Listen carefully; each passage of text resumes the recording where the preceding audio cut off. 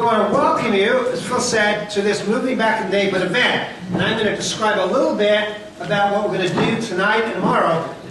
You have in front of you this workbook, which is going to give you some of the information and some of the guidance in what we're doing in Moving Back in the Neighborhood. And I want to sort of talk a little bit about that. We are what is called the Missional Network, and someone here tonight, if I get in front of this, it's Peter, right? Paul. Peter or Paul? Paul. Right. It's Paul. Paul's much better than Peter. Brought me a book that he wanted me to sign. Hold that book up. Okay. This is called... It only cost me $50 to have him sign this. And unfortunately, there are no other copies. So hold that book up. It's called Missional Church, a vision for the sending of the church in North America. And it was written by a team of people, but the primary name on it is Darrell Guda. And Darrell Guda is one of your folk. Used to teach at Columbia Seminary, and then he went to excuse me, the seminary of all seminaries, Princeton Seminary. And so out of that came this book, Missional Church. Oh, by the way, parenthetically, Darrell Guda is related to Jane Horner. You are... Through marriage. Through marriage. So Darrell is married to Jane. We're cousins. We're cousins. When two people go out with each other, they shouldn't. They go, we're cousins. No. They are cousins through marriage. And this book, that book was written 12, 13 years ago, began something that went viral over 4 or 5 years, and everybody started talking about missional church. Have you heard this phrase, missional church? Okay, how many of you have heard this phrase? For how many of you is this a new word? See, it's kind of gone into the bloodstream. And missional really... you boil it all down, so now you don't need to read the book, but you can't have your $50 back. Is that we are, as churches, called by God to be on God's mission in the places where we live. That's what it boils down to. But once that book got out, people began to ask the question, okay, we get that as churches we need to be on mission, but how do you do it? And what Moving Back in the Neighborhood is about tonight, tomorrow, is how do we, in our local congregations, in our everyday lives, in our ordinary congregations, how do we go about the mission of God? That's what we're going to do, and that's what it's all about. Now, in a sense, this Moving Back in the Neighborhood came out of the vision of your presbytery execs, your leaders, Mark, Danny, and Alan, when Alan, once upon a time, a long, long time ago, was a presbytery exec. And are there any other execs here tonight? Great. Who a couple of years ago got together and said, you know, church as usual, as good as it's been, is not going to get us into the future. And we've got to start to find fresh ways of being presbyteries together in South Carolina involved in the mission of God. And so we began something called Mission Apostle, which is continuing, and some of you are a part of it. And as Mission Apostle began to unfold, it was largely about how presbyteries can be about the mission of God and what they need to do. It started to become clear, and let me say this with great respect, but I mean it all over the place. Actually, local congregations don't have a particularly high interest in what presbyteries are doing. I don't know whether you noticed that. It's not a criticism. I work with Lutherans, and I want to tell you, Lutheran congregations don't have a particularly high interest in what synods are doing, and I work with Baptists, God forgive me, and I want to tell you, Baptist congregations don't have a particularly high interest in what their associations or regions are doing. It's just the way it is. But presbyteries, and synods, and associations are really, really important. They're really important. But what we're learning is, unless we learn how to invite you in your local congregations to join with us in presbyteries, asking the question, how do we do God's mission in our spaces today? We're not going to get far down the road. So this is about you. It's about your local congregations. And it's how to do this missional stuff in your local contexts. So I want to take you on a journey. And it's a journey that you'll find on page 4 of your workbook. And I'm going to start with the kind of ain't it awful news. And this is a 10-year membership chart from 1994 to 2004. Now, I read about a lot of denominations, and I know that over the last 2 years, in terms of PCUSA, the line's going to go a whole lot deeper than it is up here. But what you'll see is that across pretty much every denomination, and here's the news, they're not up there, even Southern Baptists. Okay? I don't want to say that too loud, but even Southern Baptists. The decline is pretty significant and pretty precipitous. One of the things that's happening is that many denominations now are in a place where almost 50% or more than 50% of their congregations can no longer afford full-time clergy. A lot of churches, when an associate leaves or a youth worker leaves, don't hire to replace because they can't afford it. Okay? I'm working with American Baptist Churches USA on a national project. And the American Baptist Churches USA have something called UM. And the reason they have something called UM is because they want to be like Presbyterians. And they notice that Presbyterians have all of these undecipherable words for everything, right? You have something called NFOG, okay? You know what NFOG is? Okay? So they have UM, and UM means United Mission, which is a euphemism for how we collect money. And what they've done over the last 10 years is that they have, now Baptists wouldn't talk this way, they have taxed their local churches. You know, how many members have you got? Okay, we're going to charge you X number of dollars for every member you've got, and you send that money all the way up to the top at their headquarters in Valley Forge on Indianapolis. And then at the top, all those wise people gather in a room, and they say, how do we distribute this? And they distribute it. Well, what's happening is that the amount of monies coming into United Mission just keep getting smaller and smaller and smaller because those no good local churches are not sending the money in anymore. And the reason they're not sending the money in anymore is largely because they don't have the people anymore to put the money to pay it. So this is going on all over the place.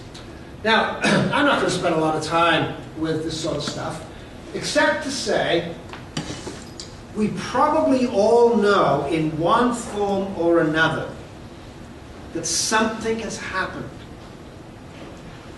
that the world about us is changing in ways that make it harder and harder to be church. Does that make sense?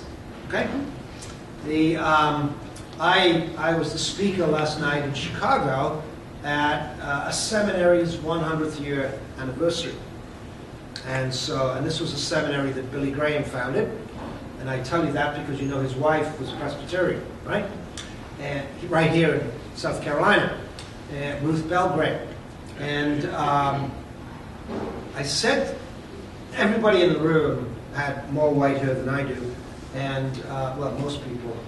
And I said to them, y'all know that the world in which you tell stories about how great it was to be church doesn't exist anymore. Y'all know that, don't you?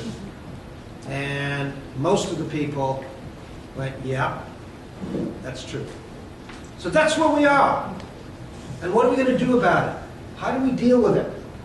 A world that's changed. I'm going to show you a video. Now, this video is a couple of years old, but it'll give you a sense of some of the change that's taking place. Now, there is going to be a voice to this video, but if you can't hear the voice, I think you'll find that just the images itself will communicate. Okay? And if you like this video, I'm not going to charge you $50. We can send it to you and you can use it in your own church. So let's see what happens. Oh, no, let's just run ahead and go to this one. There, no. Where's my video? My video's disappeared. All right, I'm not going to show the video. I'll show it later. So, what's going on? About a year ago, I was sitting at home and I was reading the Sunday New York Times. And in the middle of the Sunday New York Times, which is about this thick, it's what's called the Sunday Magazine. And on the front page of the Sunday Magazine was this picture. So when you look at this picture, what sort of images does it suggest to you? Rising or setting? It's what? Rising or setting? It's, well, your choice. Rising. Let's say it's rising. How do you say it? Rising. Rising. It's rising. Okay, what else do you think? What else does this suggest to you? Optimism. Oh, absolutely. Yeah, and what symbolizes the optimism and the hope? The sun. Yeah. If you're in Kansas, what would this remind you of? The yellow brick road. Yeah. So this was the first picture. A nice, big, clear, yellow brick road leading to the great, big, hopeful sun that was rising. Now, this is a picture of how we used to think about the world that we lived in. And it kind of worked this way.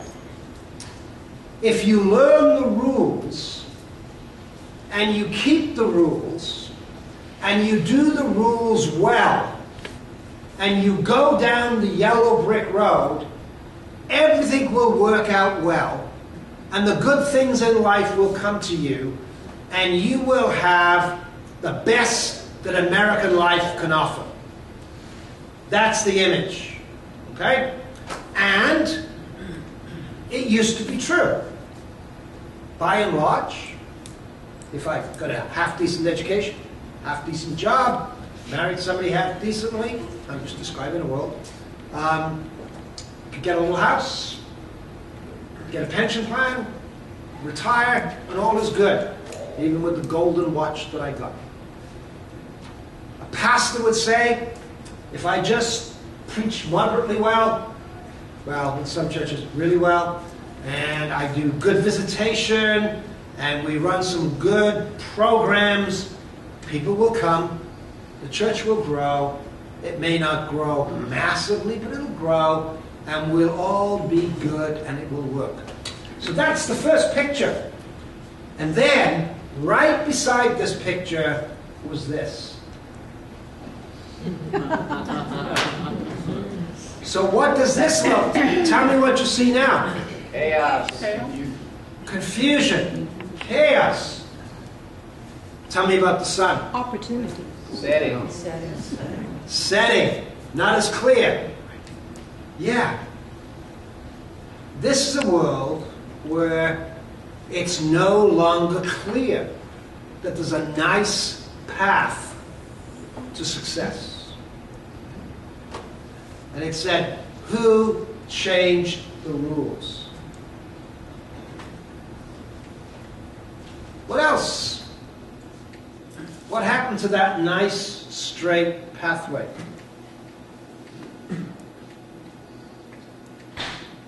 Curved. Curved. Oh, yeah. And there's many. Many. Like spaghetti, right? There's spaghetti here. Affluence, mobility, education, influx of different ways of life. If all of the above, we tumbled into a world where there's so many options, so many choices, so many roads, and so many different ways of going about things. Right? I was in a research group the other day, and people were asking, what's going on that a lot of young pastors in their 30s don't stay in the pastorate? And all of these people my age with my color hair began this ponderous study of what's wrong. What they did was forget to ask those young pastors, who basically said, in terms of this world, I didn't sign on for a lifelong job. The world doesn't look like that anymore. There's just multiple choice. I may do this for a few years, I may do that. That's the world we've tumbled into. We've tumbled into a world where there's multiple choice in terms of church and that. I was driving down a highway in Kentucky a couple of years back with an executive minister of the Disciples who would consider himself a very open-minded person. And he was driving, and I got scared. He was just going, I don't understand it. He said, I raised my family to be open and to believe in equality. And he says, my daughter, he says, and his daughter is in her 30s or 40s, my daughter's now going to one of these mega churches. And I said, and they won't let women in leadership. And I said to my daughter, who's basically a feminist, why are you going to one of those churches? And you know what she said to me? Because I like it. And you go, and he was going, what's that about? So we've tumbled into this multi-choice world where just because I grew up a Presbyterian doesn't mean I'm going to go to a Presbyterian church. I may now be a Buddhist or a non, or I may go to Catholic churches. That's the world we've tumbled into. And how do you discover again ways of being in God's mission in that kind of world? And so, I'm going to give you another image. Well, this is probably my video. Let's watch my video now. If you can't hear it, well, let me be quiet. Let me watch it.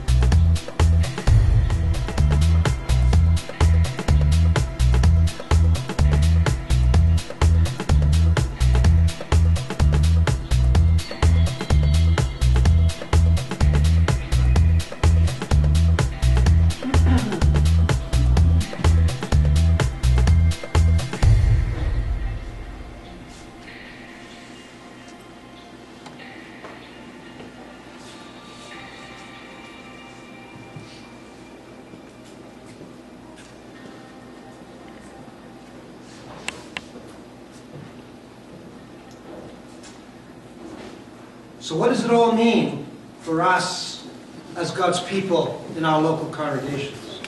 What we know, what we sense, is that something shifted. What we know is that most of our churches were designed for a world very different than this one. For example, anybody know what the largest percentage of types, well, how do I ask this question? Let me, I don't know how to ask the question, so let me tell you. Today, the largest percentage of a family unit is a single person. A single person. More Americans are living alone than as couples or in extended families.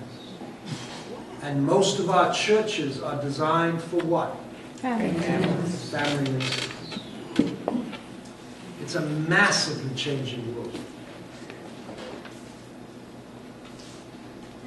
The metaphor I want to use is that we're in the midst of a great unraveling. And I use that metaphor because, well, I've told some of you this story before. My granddaughter is now 6 years of age, and she has a little crocheted or knitted blanket called a blankie. That's what she calls it. And it was given to her by a friend when she was born. And she got attached to that thing. And every night when she goes to bed, she will not go to sleep without her blankie. Well, you know that when you create something like that, and it was lovingly handmade, I don't know whether it was knitted or crocheted, I don't get that stuff. If you have something like that for 8 years, and you're handling it all the time, and you're dragging it around all the time, guess what happens to blankie? It starts to unravel, right? And what my daughter has done, and my wife, over these last several years, is try to weave that blankie back together again and tie up the frayed edges, because Maddie just loves this blankie. Well, 8 years in, here's the reality. You can't bind it up anymore. There's not much space left to reweave blankie. Okay? And that's where, to a large extent, we've come as church. And you Presbyterians have led the way. We've tried to reorganize, refix, enfog. We've tried everything we can to put it back together again. And we find ourselves at a place where it's not going back to where it used to be. Now, I want you to understand something. This blankie that Maddie has is a beautiful gift. And it served her incredibly well. And I'm not going to stand over Maddie's bed at night and say, now that's a useless thing, it doesn't matter anymore. What's unraveling in terms of church is something that is precious to us, that has given us life and hope and tradition, that brings us together in places like this. And so it's precious. And it's not to be just thrown away, but it's unraveling. And we can't just simply put it back together. That's where we find ourselves. That's the sort of thing that's going on, this great unraveling. And because this is a voiceover, I'm going to skip this one. Now, you, because you're Presbyterians, don't work this way. So I want to tell you how practically all the other denominations work. I'll get a phone call, and I work across practically every denomination in North America. I'll get a phone call, and they'll want me to come in and work with them. And this is how the conversation goes. It goes, we want you to help us to become missional. I say, well, what does that mean? And they say, well, reach our community. I said, oh, okay. Why do you want to reach your community? And then they began to tell stories. And this is what's in their head. And this is unvarying. Well, here's what we're thinking. If we just figure out the needs of our community, and we, in figuring out the needs of our community, figure out how to help people in our community, go out and serve in the hospital or the food bank or wherever, which is good stuff. If we do that, then what people will discover is that we are warm, caring, wonderful people. And when they discover that we are warm, caring, wonderful, loving people, they will want to come to our church on a Sunday morning or a women's group on a Thursday afternoon. And if they come and discover what a wonderful, caring family we are, they will stay. And if they stay, they'll put money in the plate. And if they put money in the plate, we'll be able to afford to hire the pastor that we want. And if we can hire the pastor that we want, he or she will come and be scintillating and attract young families, and before you know it, we'll be back to the 50s. That's what people are asking. Now, I don't blame them, but that goes on all the time. Now, underneath that, the challenge here is that they are fixated on the wrong questions. They're fixated on, how do we fix the church? How do we make our church work? How do we get people to come to our church? So, in a lot of congregations, in that story, people are fixated in trying to fix the church. Now, again, I don't blame them. But here's the deal. Let me test and see with this. If I decide, because I'm a no-good curmudgeon who is a grumbly son of a gun, and my family keeps telling me I've got to stop being a grumbly son of a gun, that I'm going to become happy. Okay? Do I discover happiness by going searching for happiness? Not usually. You don't. Happiness is the result of something else. Right? I become happy when, well, I'll tell you what it is for me. Anyway, I get happy when I put down all the lists of things I need to do, or my need to retreat into a cave and read a book. And I become happy when I squat down on the floor with my grandkids and I play one of those crazy video games. Not because I love those video games, but because I'm sitting there with my kids and grandkids. Okay? Last Sunday, my oldest son, who's 40 and is a lawyer, he dropped by. I don't see him very often. And he came for lunch, and guess what? He didn't leave. And I had plans, because I was only home for a couple of days. And he didn't leave, and he didn't leave, and he didn't leave. And he's just sitting there. And I'm going, this is great, but I wish he'd leave. Because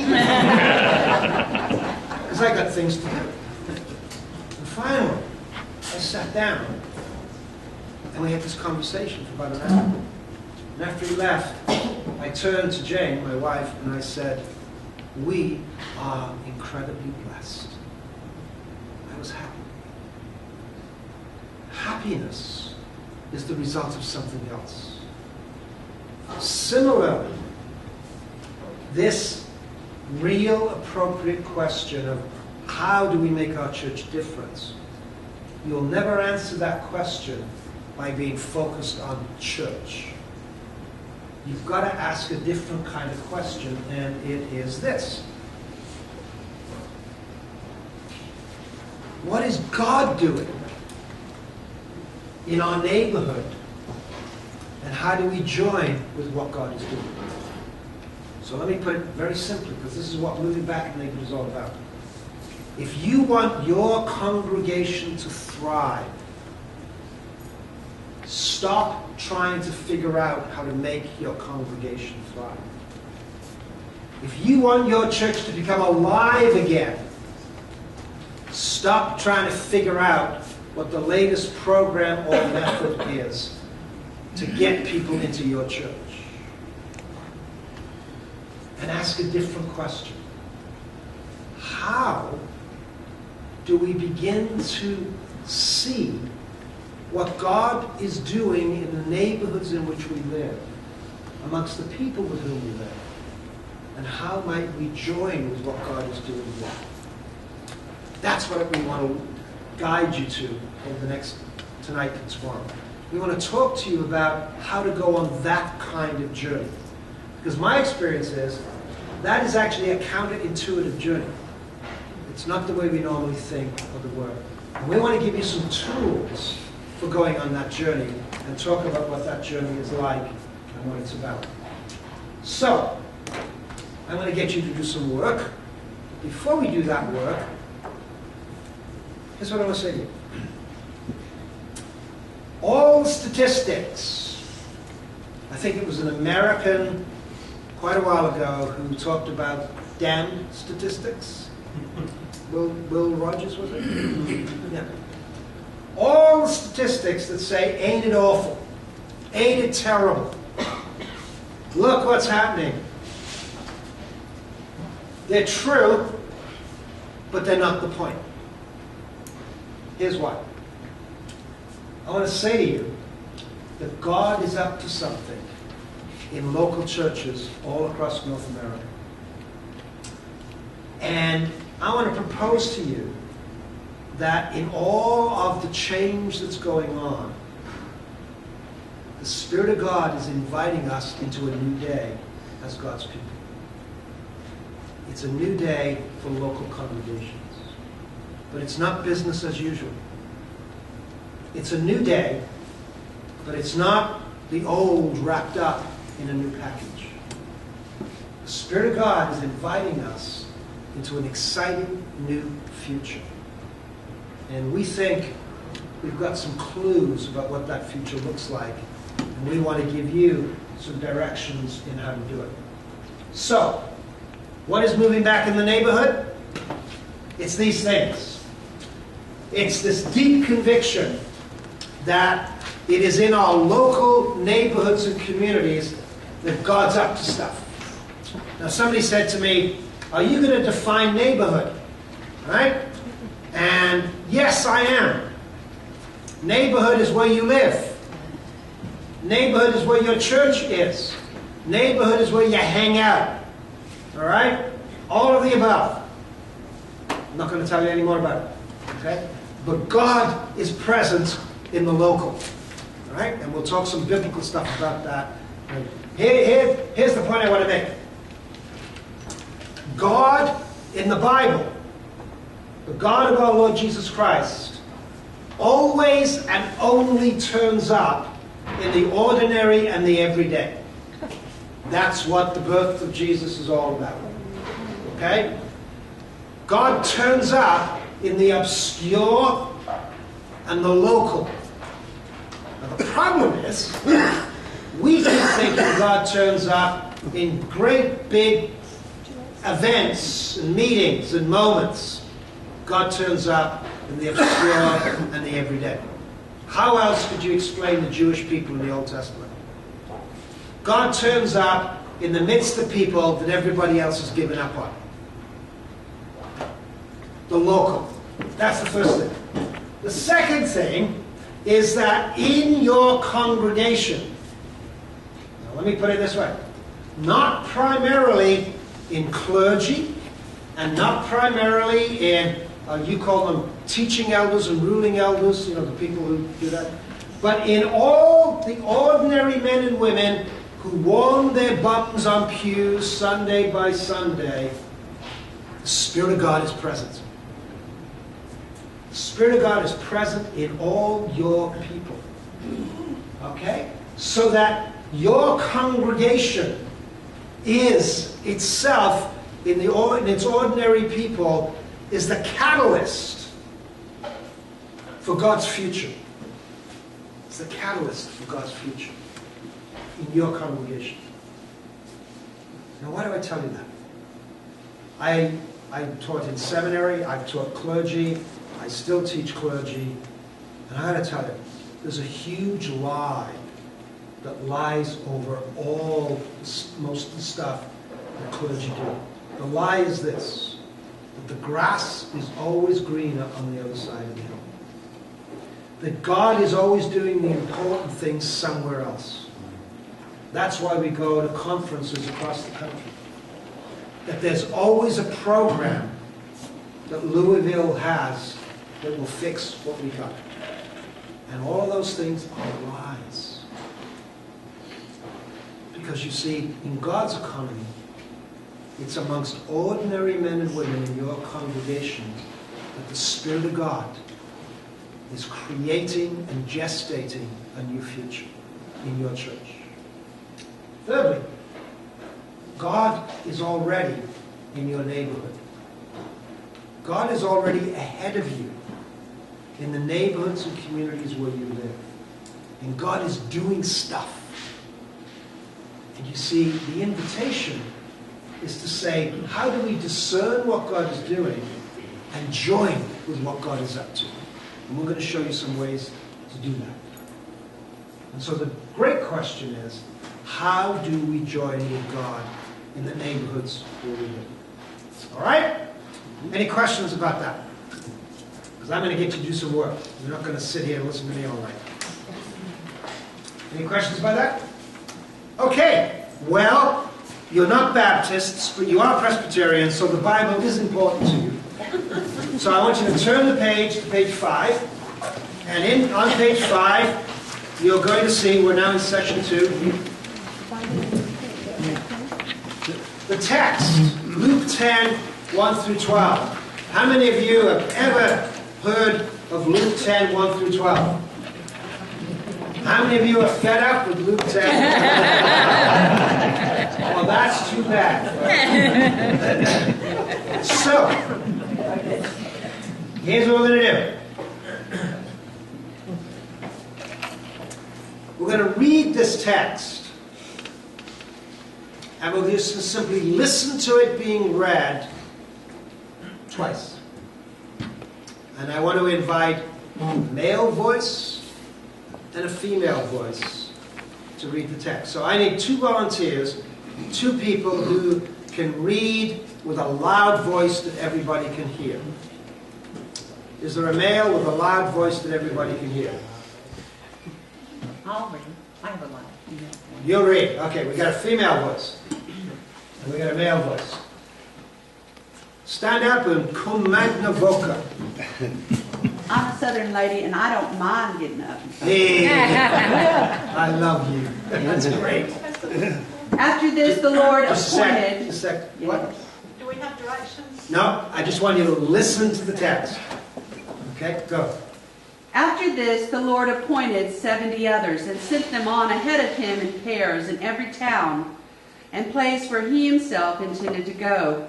He said to them, "The harvest is plentiful, but the laborers are few. Therefore ask the Lord of the harvest to send out laborers into his harvest. Go on your way. See, I'm sending you out like lambs into the midst of wolves.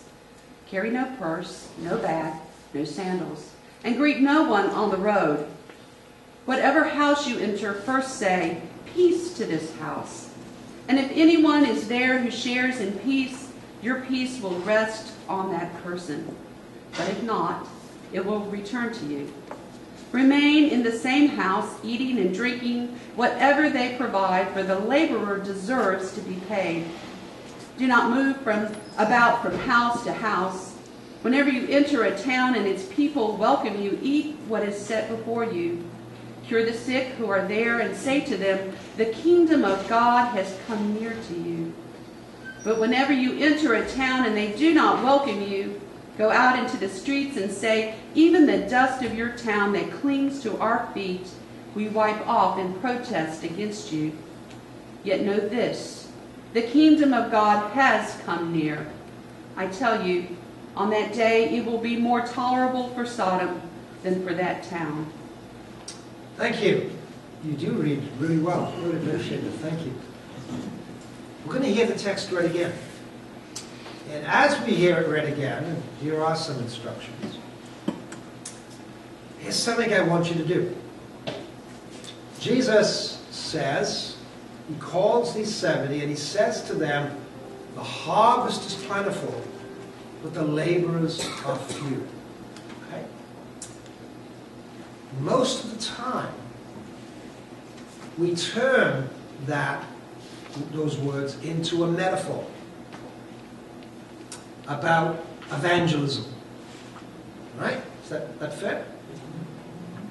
I want you to listen to the text this time around and listen to it literally. That is, the whole rest, all of Luke 10, 1 through 12, is literally describing 70 going out in a particular way, entering towns and villages, sitting in homes, healing the sick, speaking peace, and announcing the kingdom. And we don't turn any of those things into metaphors or allegories. But we seem to turn the harvest into an allegory or a metaphor. So I want you to listen to the text being read this time as if Jesus is absolutely literal. That is, out there in the fields, there is, I don't know what they grow over there, wheat or corn, and it's full, and it's ready to come in, and there are not enough people to do the work. That's what Jesus is talking about. You with me? Let's hear it read again.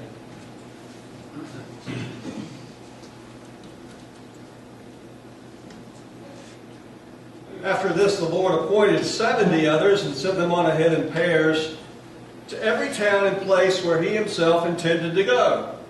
He said to them, the harvest is plentiful, but the laborers are few. Therefore, ask the Lord of the harvest to send out laborers into his harvest.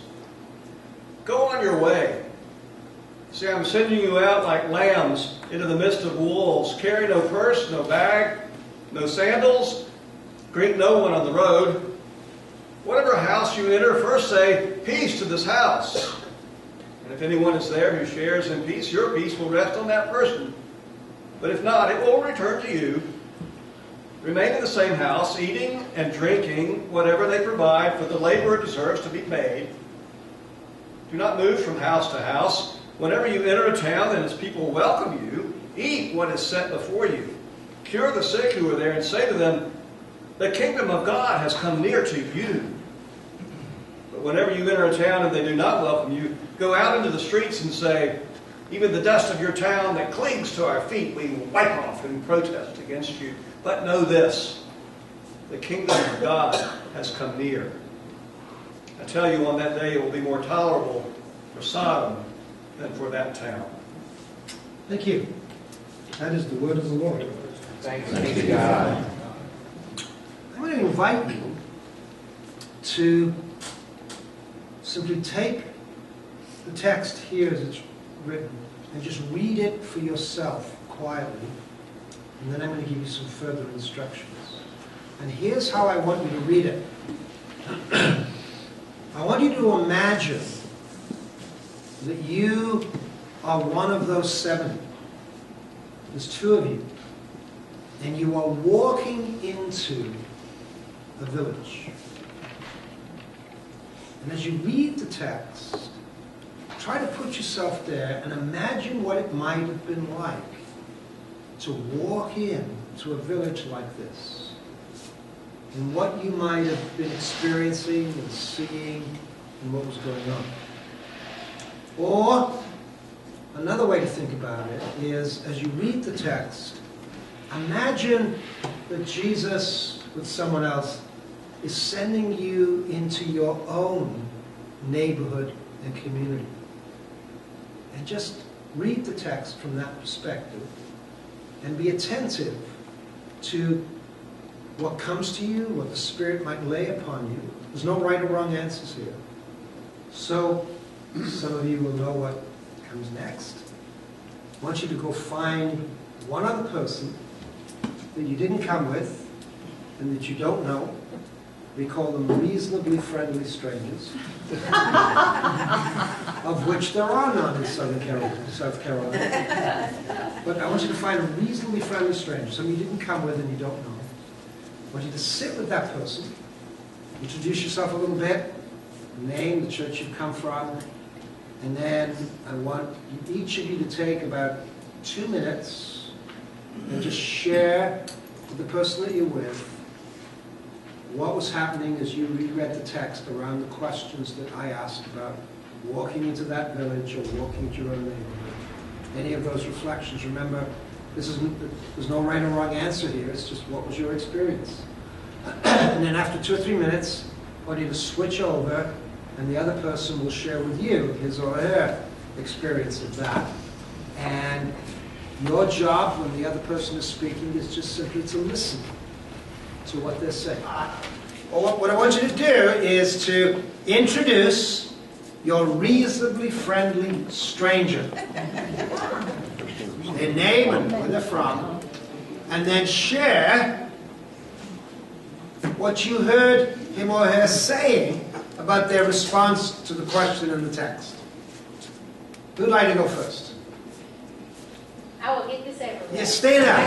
Stand up. Stand up. Get it over with. This is my friend Linda, who has just told me her beautiful interpretation of this text. And Linda saw herself out in and amongst her neighborhood and or her church's area, and what she said that struck me as so beautiful is that the harvest is plentiful, and that those people who are in need of whatever that need may be, there is plenty, and the Lord of yes. that harvest Yeah. has provided the Yeah. plenty. Yeah, there's plenty.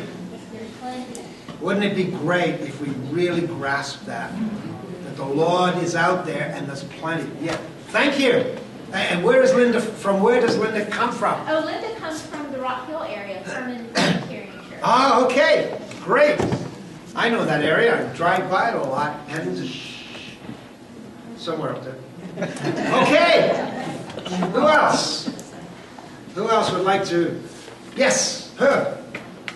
Ann's a great gal from the lovely town of Union, right up the road here. Union? Union. Union. You ought to go there if you haven't been there. Okay. And as Ann was reading the text, she saw herself walking out of Union First Pres and walking down the streets and looking at the homes and realizing that she didn't know a lot of the people, even though the homes were right there. Yeah. She knew maybe one or two.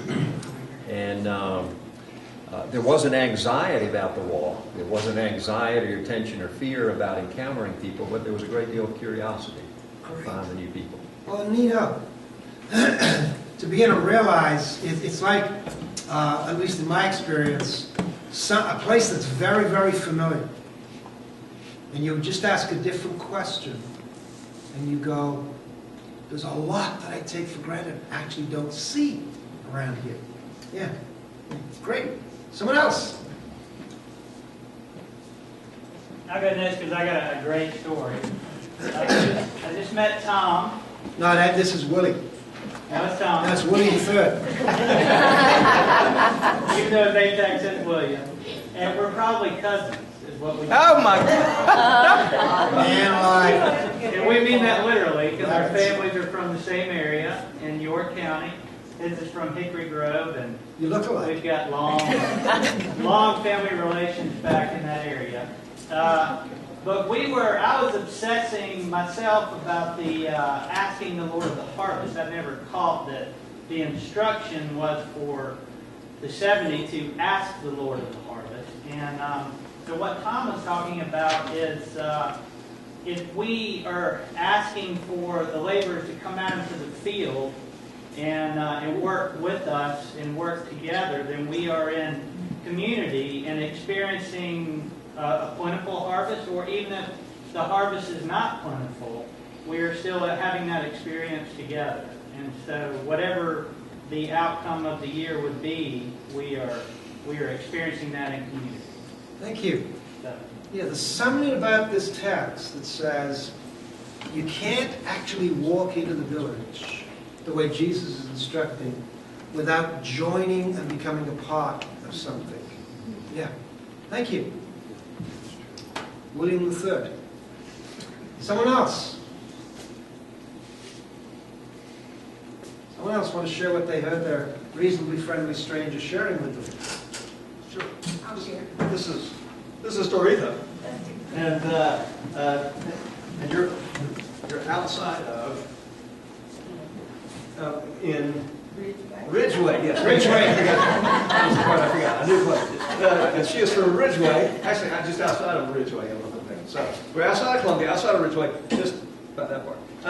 She said this is like going to a strange place and then staying there because that is where God is in this. Going to a strange place that is unusual, but staying there and not being afraid, staying right there because that's where God is. Going to a strange place and staying there because that's where God is. Yeah. You ever, from time to time, get a sense that even the neighborhood which you live might be a strange place? I read a book recently, I'll tell you the title of it tomorrow because I don't remember it, of a woman who decided to take 7 different walks through her community and invite 7 different people to take her for a walk through her own community. And the first person that she invited to take for a walk was her little 5-year-old son.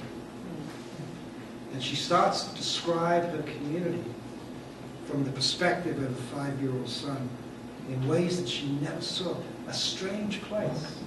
But if you stay there, it's amazing what you see. So we're going to go over here. It's Linda, right? Yes, And then we'll come over here. but she and I realized we were both from the same Presbyterian province. And as she shared with me her experience, she actually was doing the harvesting herself, some type of agricultural plant. She didn't know what it was. And what got my attention is that she felt overwhelmed, and she did it. But in spite of that feeling, she continued. She stayed faithful. She stayed the course. And she knew that there was a harvest that sent help, and that relief came. And what I found very amazing was the fact that she continued. She stayed. Stayed and continued. Yeah. Same as what we were hearing here. Stay. Yeah. Thank you. Yes. Hi, I'm Doris, and this is Louis. We're both in Trinity Presbyterian. And I'm at Northminster, and he's at Eastman.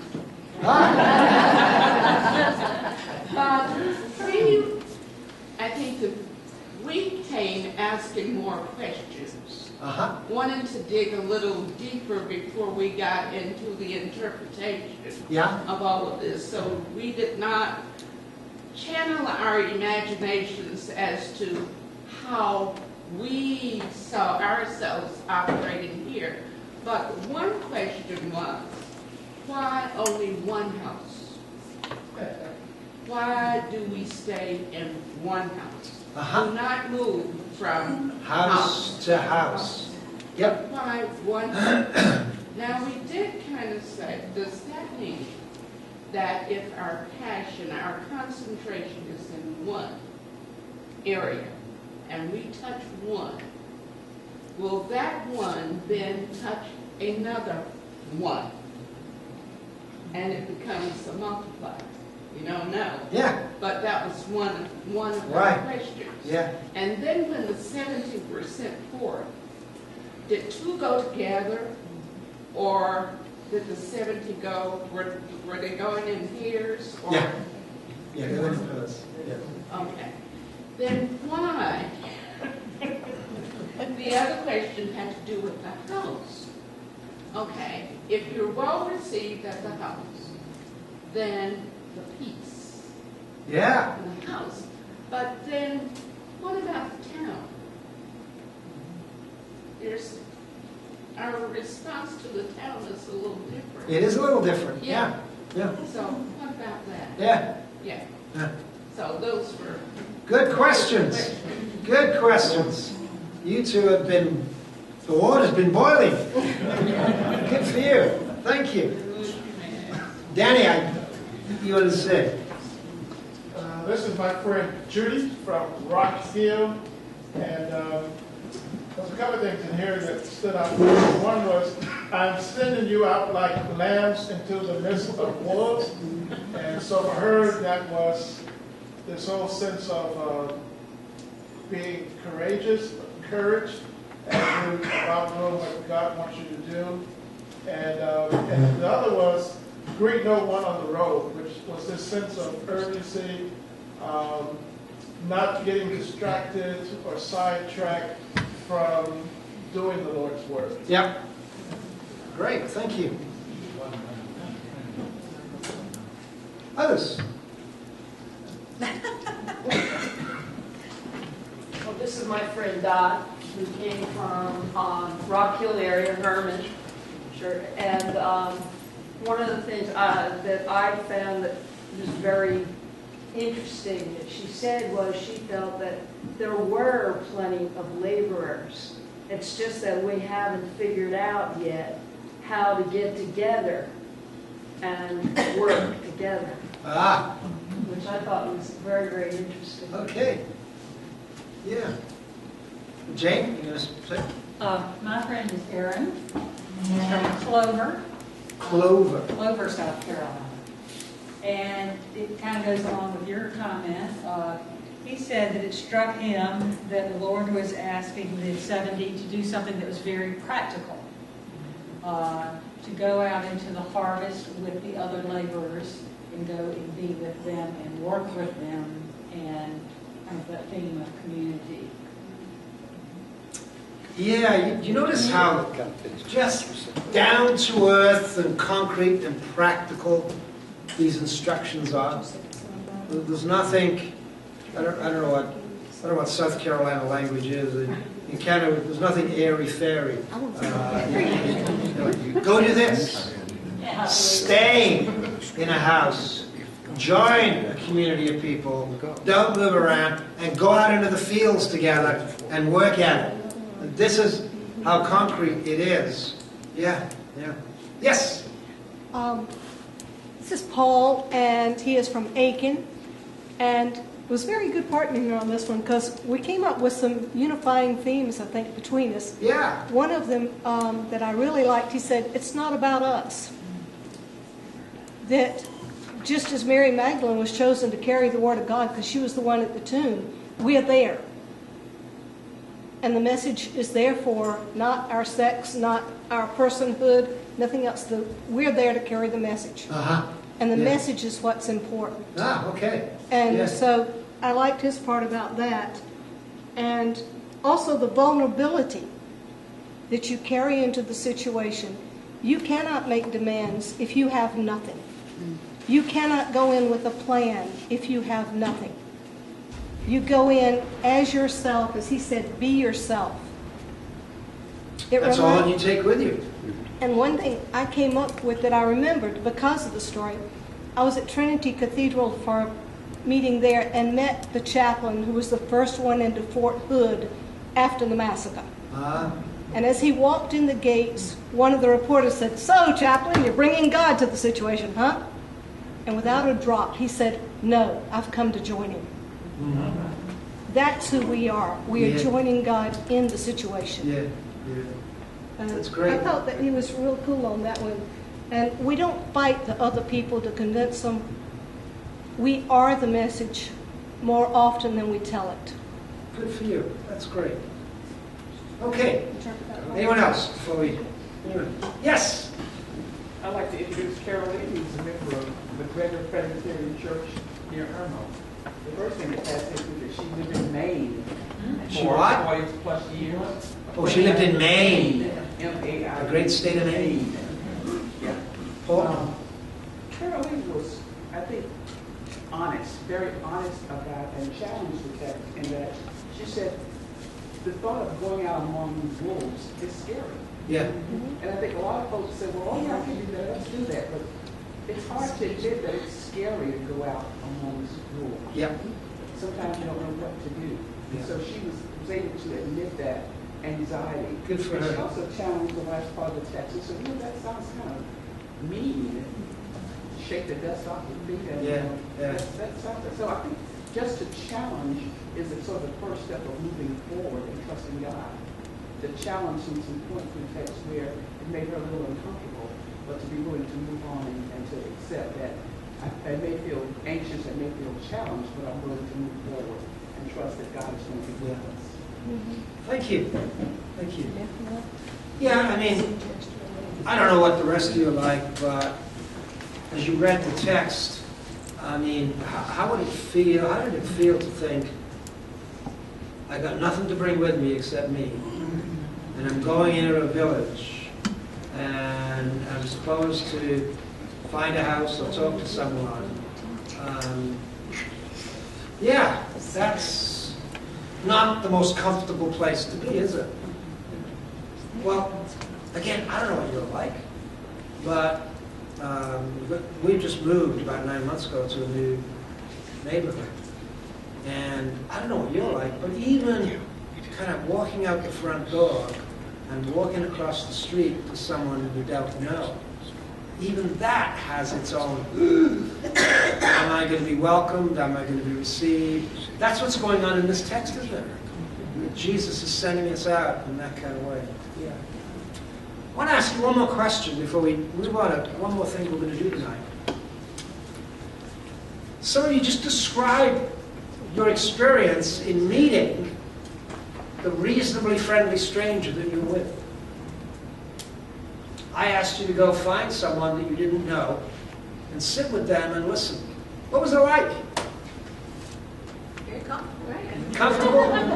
Oh, you suckers.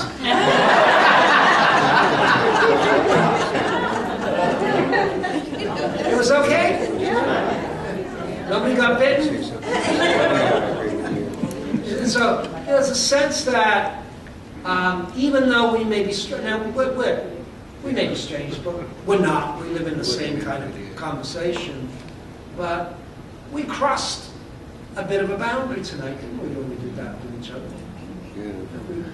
We moved out of our own little spaces and connected, and it was okay. In fact, there are rich stories to be found in that. That's part of what's going on in this text. I want to give you, building upon that, I want to give you an exercise to do. Would you be comfortable going back to your own tables, or are you okay sitting where you are? You're going to need paper. So, what I was asking you to do was put yourself in the place of these disciples who are being sent out. And to imagine that, either in terms of going into those villages or going into your own neighborhood. So I want to tell you a story and then ask you to do something. About 9 months ago, our family, and we live in this extended family, so there's 9 of us now, decided we were, for reasons that don't matter, we were going to move from where we live somewhere else. And the decision was made that where we moved was going to be thoroughly and completely urban. It was going to be a place where we didn't need to drive anywhere to get anything, and it was a whole new neighborhood. Now, that's actually wasn't my decision. It was the younger people in the household who were making this decision. And so we looked for a place, and we found this place because we needed kind of a big house with 7 people. Because what we've learned about 7 people is you love each other if you've got space. And so we moved to a new place. Can I write on this? It's got dots all over it. And so where we moved to was 343 14th Street East in North Vancouver. All right? Now, number one, I hate just numbers. All right? We lived on Macbeth Crescent. All right? Great. Watch out for the trees. And now we're on 343 14th Street. No imagination whatsoever. And we moved into a brand new house, well, it's 2 years old. And the backyard, which is a big, big backyard, was the typical backyard when a contractor had finished it. Okay? It looked like the Holocaust had moved through it. And they'd thrown grass over the top. And so our street that we moved on, the reason we moved onto this street was because it was a cul-de-sac. All right? And on the other side of the cul-de-sac is what's called Lions Gate Hospital. Great big hospital. So if I have a heart attack, I'm real close. And then, but nobody can get through, and there's a park here with trees, little park, and then at the other end of it, there's a great big park with tennis courts in them. Right? And here is the hospice. All right? Brand new hospice. Okay, so if I have a heart attack, it doesn't work, I can lie there until I go.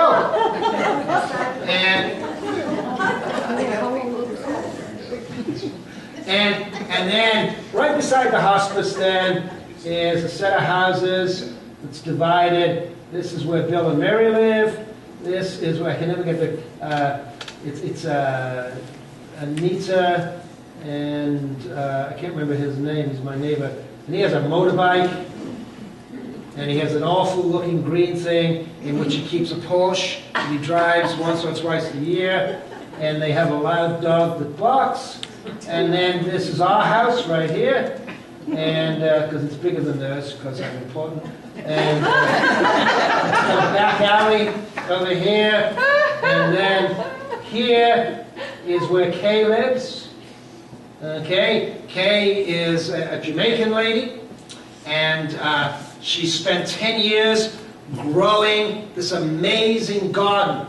Okay, now when I first saw it, I thought, what a mess. All right? My wife then instructed me it was an English garden. So things were growing all over the place. So I had to reorder my understanding of mess and reality. Okay? And then beside her is, I actually don't know who they are.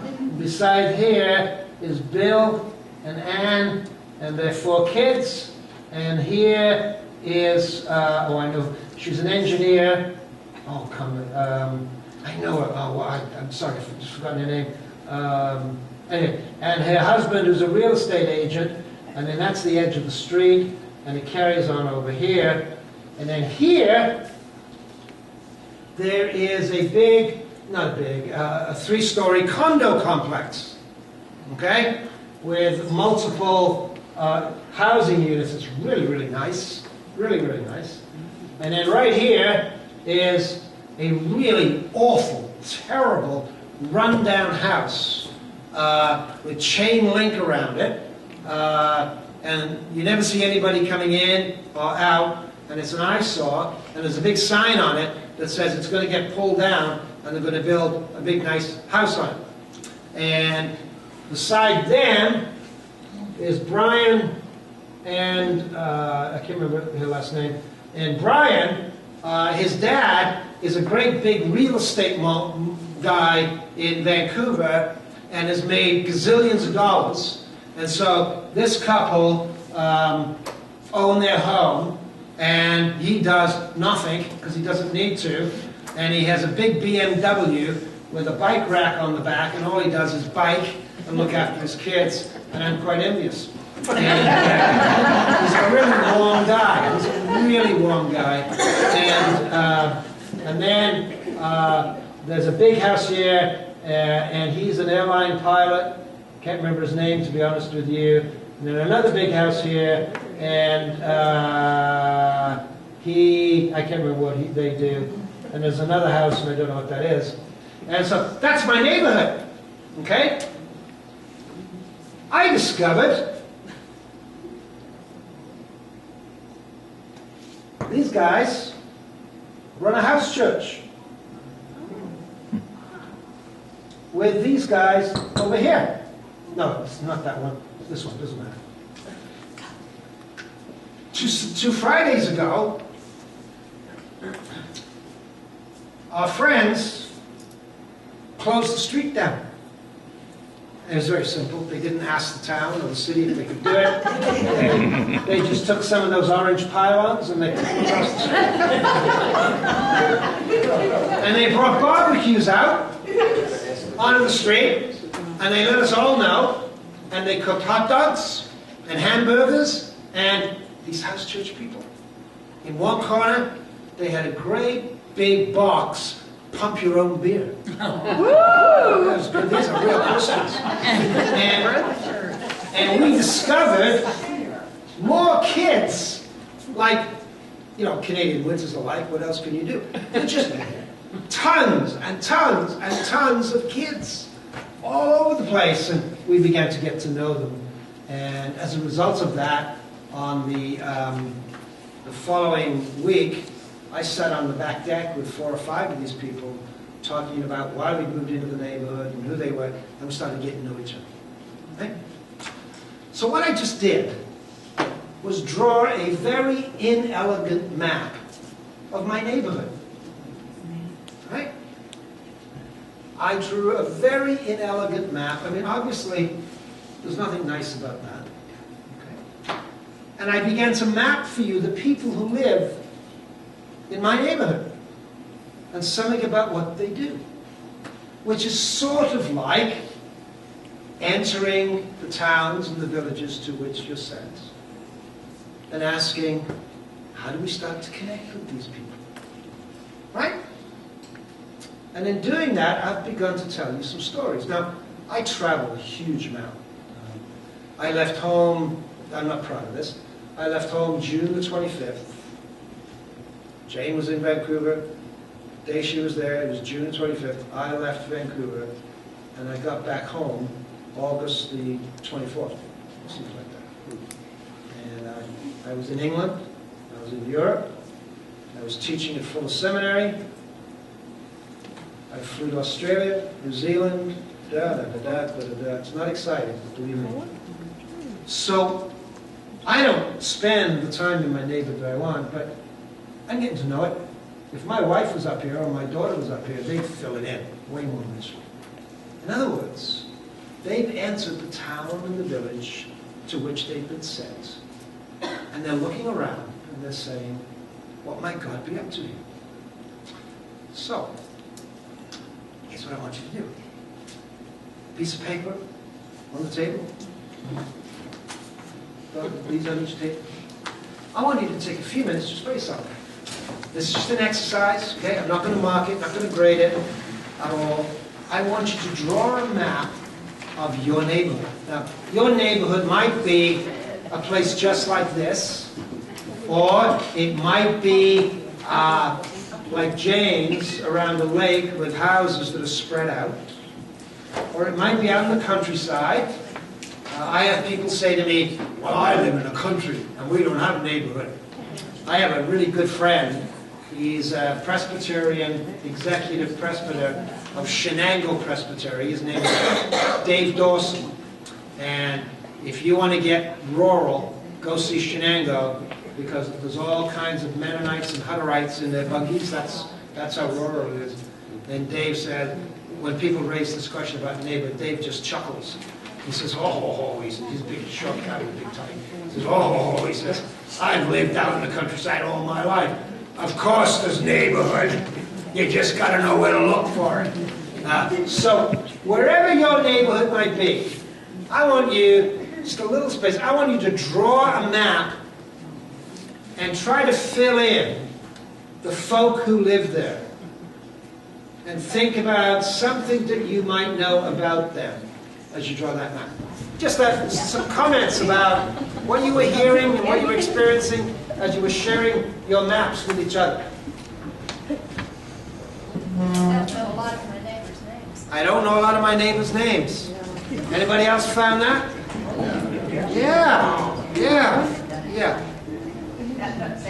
Same thing, yeah. Have a lot of waving neighbors. Have a lot of waving neighbors, yeah.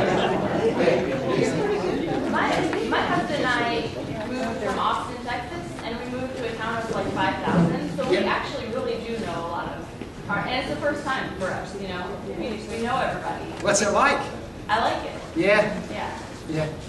It's interesting. One of the things that we share is that we pretty much know the religious affiliations of all of our neighbors. Is that right? Yeah. Which denomination, which church, or maybe they don't go to church at all. We know how to divide the tribes up, huh? One thing that I've noticed between us here is that most of our neighborhoods have foreclosures. Foreclosures. Neighborhoods with foreclosures in them. How many of you out noticed that when you already on maps? For sale or foreclosures, one of the Sales, foreclosures, yeah. Yes. I know, you got more questions, right?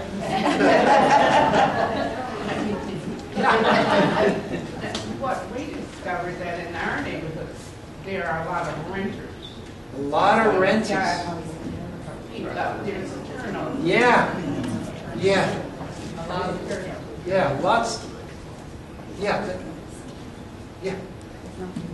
Others, things you noticed as you were sharing your maps with each other. The only people that I knew anything about were associated with our church. The only thing people you knew were associated with the church. I don't think you were atypical. I think that's probably what it's like for lots of people. Yeah.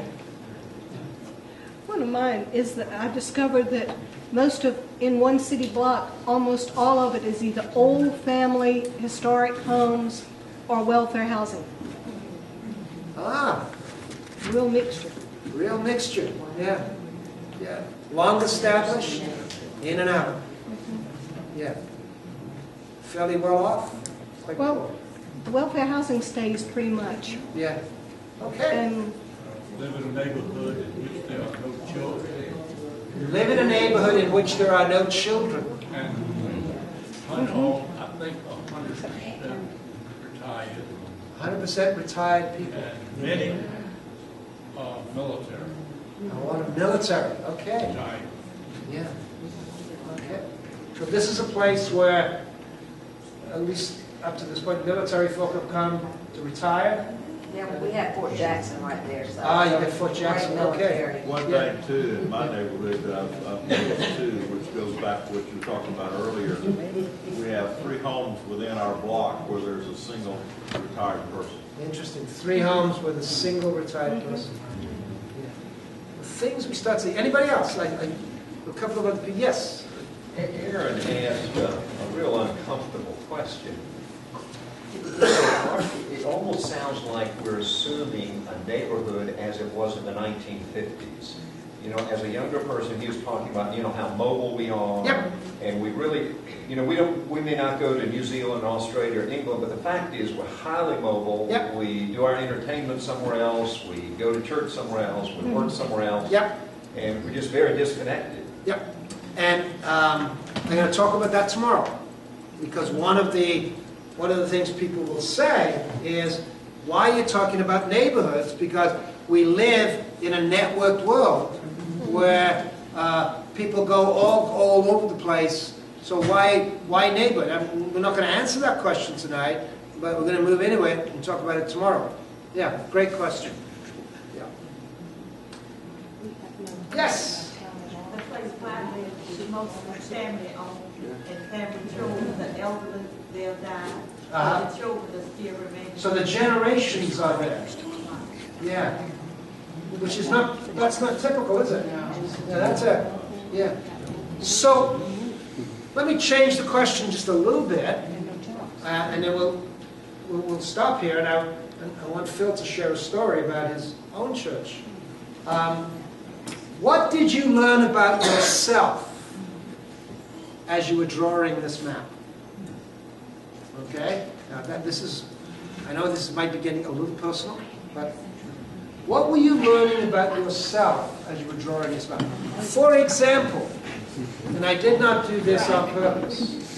I know this is Marika.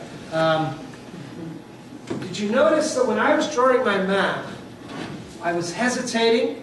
I've been here 9 months. I was hesitating, and there are some blank spaces. Let me tell you what I learned about myself. I actually find it hard to stop and pay attention to the other person enough to actually know their name. And my mind is always going at 1,000 miles an hour about 1,000 things, so that when I stand in front of somebody, like Clarita, and Clarita introduces herself to me, and I mean, great to get, and I mean that, great to get to know you, and I move over here, I suddenly go, now what was her name? Right? Now that's not an age issue. It's that I have habituated myself to not pay attention to the neighbor across the street. Now, this is not guilt or blame. So as I was doing that tonight, I went, I'm learning something about me as I do this. Any of you, any reflections? What are you learning about yourself? Yeah. I learned something about myself, I guess. I don't know my neighbors, and I've been living at my place for 8 years, almost 8 years. Yeah. And it never even dawned on me to even want to know them. I mean, I know. Why would I want to do that? I mean, people have their own lives, and I know my neighbor that's directly across the street from me, and one directly next door. Yeah. And when I see the other people coming and going, I just wave, and they wave, and we go on. And so they have their life, I have mine. I have my circle of friends, I have my church friends. So I don't see the need to it. And now I'm beginning to think, maybe I'm a little strange because you're totally normal. No, I think that's typical. You're totally We all normal. have busy lives. we just lead our lives, and so. We all got busy lives, and we all got our little circles of folks. And here's what I'll bet. If you began to draw the circles of the folks that are in your lives, they're people just like you. They're just like you. This is why, and I'm going to sneak into tomorrow, all this talk about we live in a networked world, you know what it really is about? We live in a world where we go find people like us and hang out with people like us. And you know what? That's not the gospel. And that's a little clue about why moving back in the neighborhood is so important. Because what I didn't map for you up here is, I can tell you, there are about 10 different nationalities and races and peoples living. The folk that live right next door to us are Iranian. Kay next door is Jamaican. And you see, the wonder of God's world is right in our neighborhood. But when we go meet up with our friends that we network with or that, we all look the same. And that's not what God intended. Anyway, anything else anybody else want to reflect on? Here's what I was learning about myself as I drew that map. Yeah. I noticed when I was trying to identify my neighbor, none of whom I know by name, I know which football team they and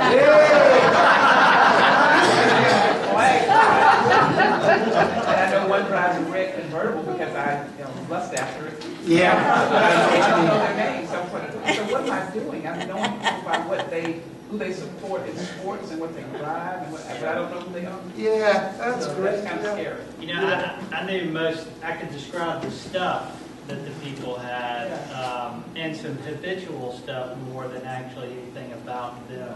You know, the grass cutter, the people with the one that had a yard sale every Saturday.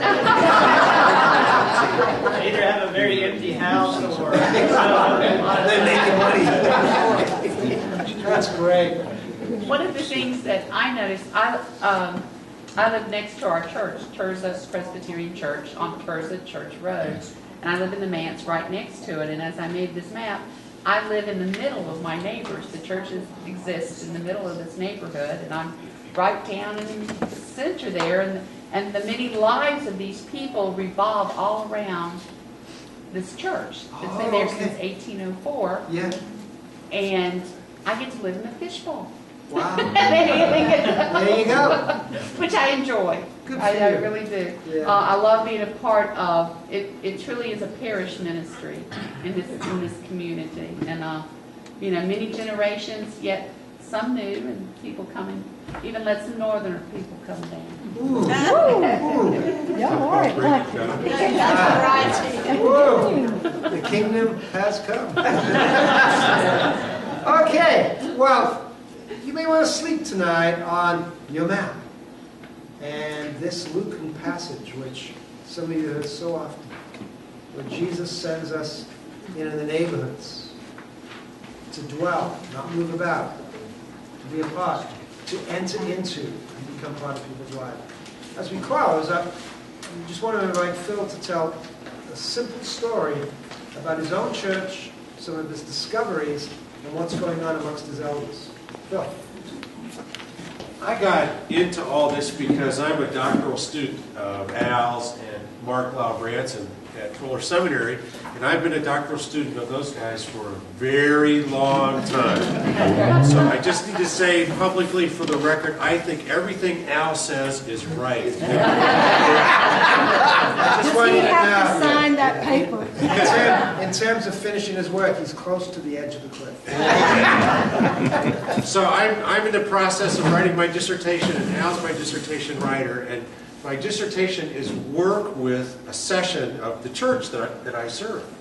And I noticed something in the Book of Order, and what it doesn't say about elders.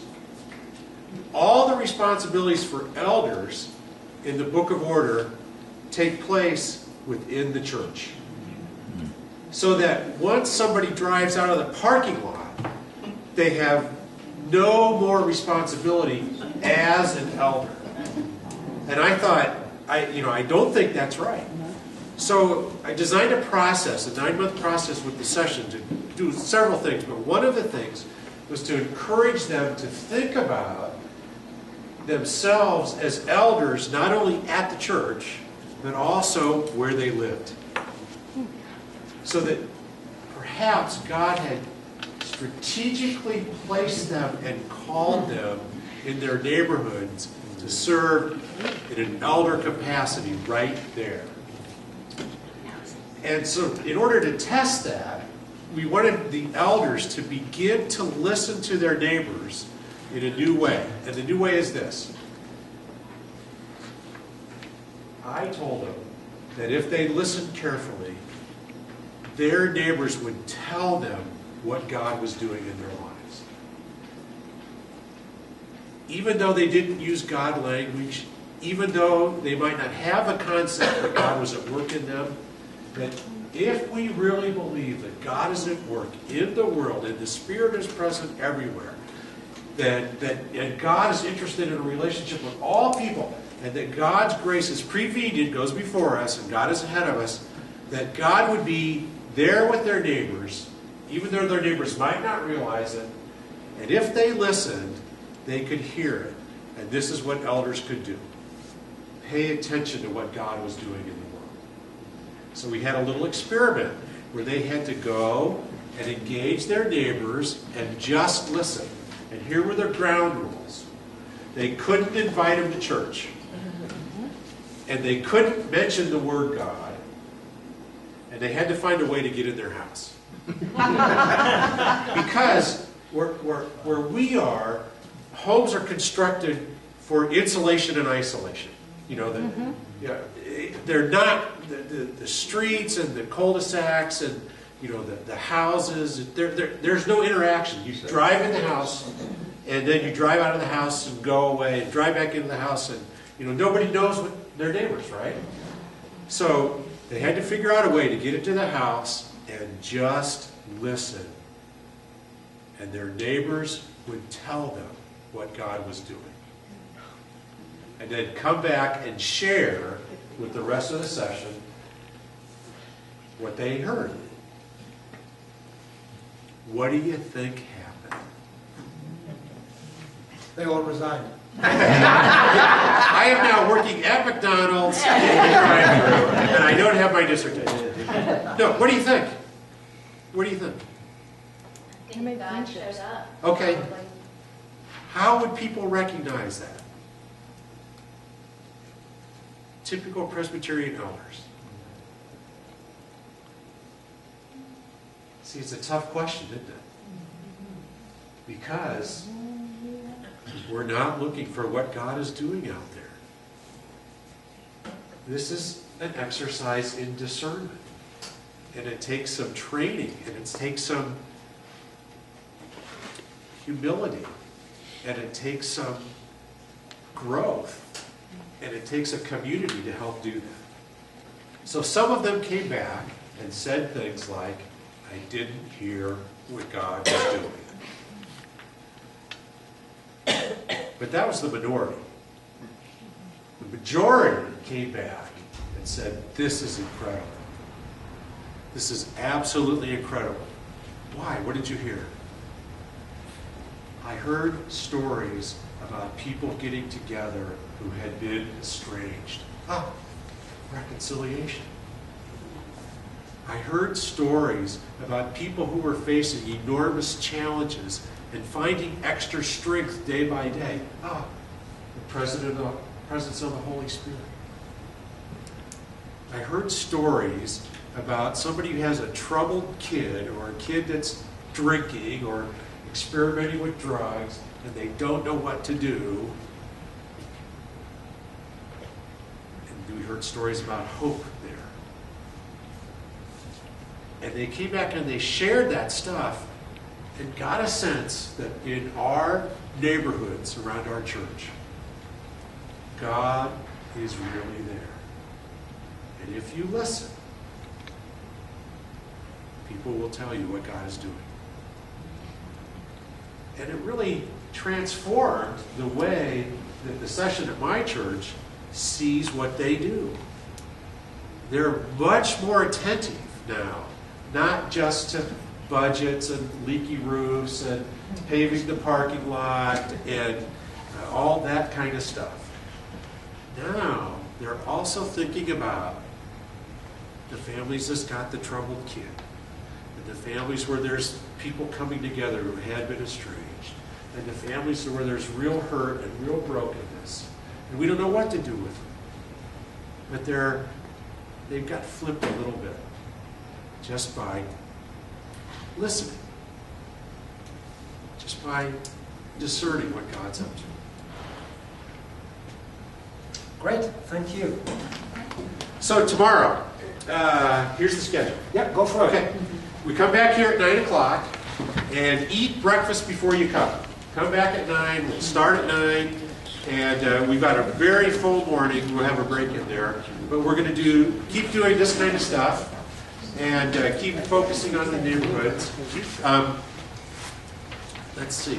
Take your books, your workbook home and bring it back again, because we don't have many extra copies of these, and we might have about 20 more people tomorrow than we had tonight. So bring your book, take your book home and bring it back. Anybody have any housekeeping questions or anything related to what's going on? Okay, well, you know what? Thank you for being such a great group. You really engaged one another, and you really, I could see your faces trying to work through the material and think about it. And it's really a privilege for us to be here. Let's have a prayer, and then we'll see you in the morning at 9 o'clock. Let us pray. Holy and merciful God, you are amazing. No matter how long we've been around this church stuff, you continue to change us and transform us, to give us new ears to hear and new eyes to see. May what we encountered this evening percolate and form in our minds and in our hearts and our souls in a new way, so that we might be more attentive to what you are doing in the world and join you in that. May we all rest well this evening. May our loved ones we are parted from this night be safe in your protection and care. Bring us back in the morning even more eager to learn and to grow in our faith in Jesus Christ. In his name, amen. Amen. Good night, everybody. We'll see you tomorrow morning.